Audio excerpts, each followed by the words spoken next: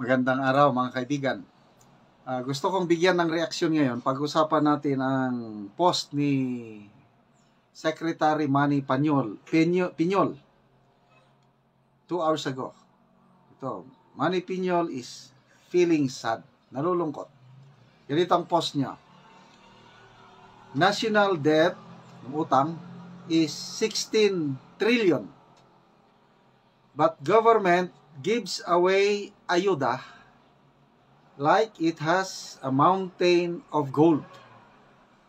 What future awaits next generation? Question mark. And then emoji na lumuluha. Biko, grabe ito. Kung naman, tayo mga senior citizen, mga lolo, mga ilang taon na lang tayo sa mundong ito, wala na.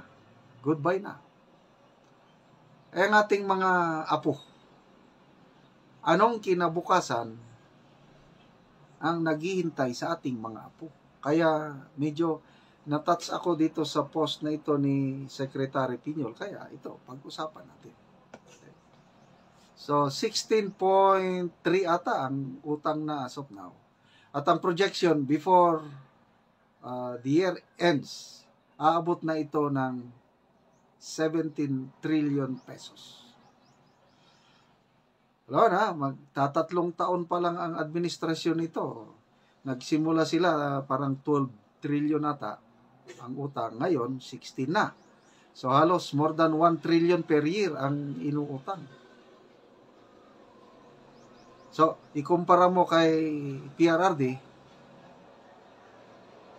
halos na doble yung utang natin nung kapanahonan niya, kailang nagkaroon tayo ng pandemic.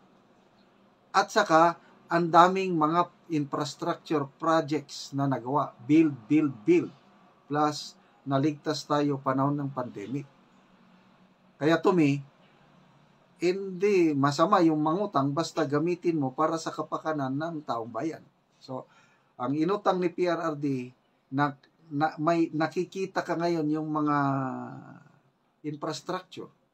Ako, personal, nakinabang dahil yung farm namin sa bundok, nung una, walang magandang kalsada, lubak-lubak ang kalsada. Pag upo ni Duterte, talagang simentado na. So, daman-dama ko, natitikman ko yung utang, may pinagdaanan. May nakikita kang ano. Ngayon, nagsimulang administrasyon ito, nasa 12 trillion, ngayon 16 na, magse-17 na, more than 3 years pa lang. So, by the end of this administration, baka abutin na ng 20 trillion. So, ano ang kinabukasan natin? Okay lang sana kung itong inuutang, gagamitin sa makabuluhang activities, programs, projects na mayroong long-term effect. Ang problema, ayuda. Yang inuutang natin, ginagastos, binibigay ayuda na temporary, band-aid solution man yan. Hindi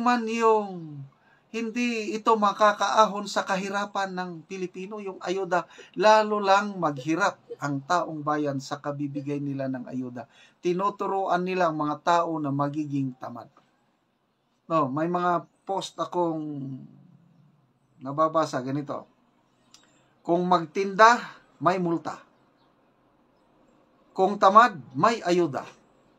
So, yung naningkamot, kung sa Bisaya, yung nagsisikap magtrabaho, magtinda sa palengke, inahabol ng MMDA, kung ano-ano, minumulta.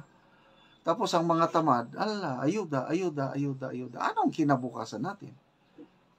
Okay lang sana kung hindi inutang yung pera na yun. So, mangungutang tayo para ipamigay mo lang ng ayuda. Grabe.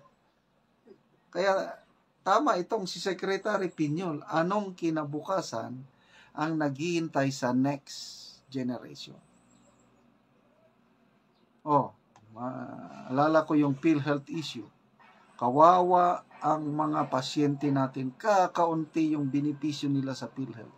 tapos pinakialaman pa nila ang 60 billion. Iginastos sa mga proyekto na may pundo na nga eh.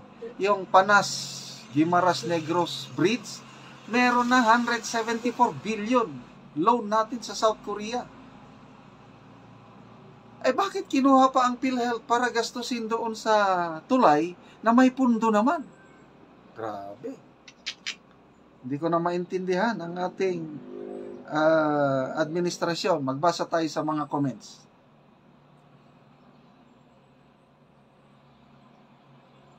Okay. Sharon Rose Dasira. Nothing. Yung kinabukasan, wala.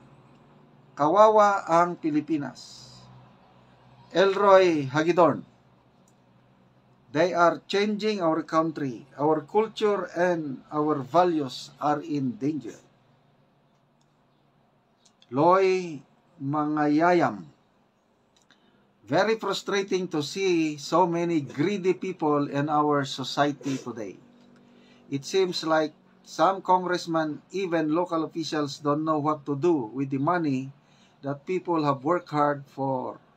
That's why they want AKAP, because they get kickbacks from it. Eddie Karag. Too generous kasi government in giving ayudas to lazy Juan de la Cruz for peace, tupad, and many more. Kanya-kanyang pakulo for political ambition of greedy politicians. Moa Amer. Because it's the easiest way for the politicians to win in election. Hard projects do not benefit the stomach. It is the ayuda. Wilson Kapuyan. Most of our government officials are so corrupt and only interested in getting richer. Some receive 35% lagay on projects. So, yun po. Nakakalungkot na pangyayari sa ating bayan. Ang inuutang, binibigay bilang ayuda. Okay, mga kaibigan, salamat sa inyong palaging panonood. Nakakatulong po kayo ng malaki sa Tribong Talandig. Dahil ang sweldo sa channel na ito is tinutulong natin in terms of giving pako and yero sa tribo para ma-repair ang mga sira-sira nilang bahay dahil tumutulo na po ang kanilang bubong. Namimigay din tayo ng livelihood assistance, nagpapatanim ngayon ng saging lakatan. Panoorin nyo ang video na ito, kapalikat kayo sa pagtulong, ituloy nyo lang ang panonood na hindi kayo nag-i-skip ng ads. Mauna ni ang una namo nga tanom nga saging lakatan nga dagko na gyud.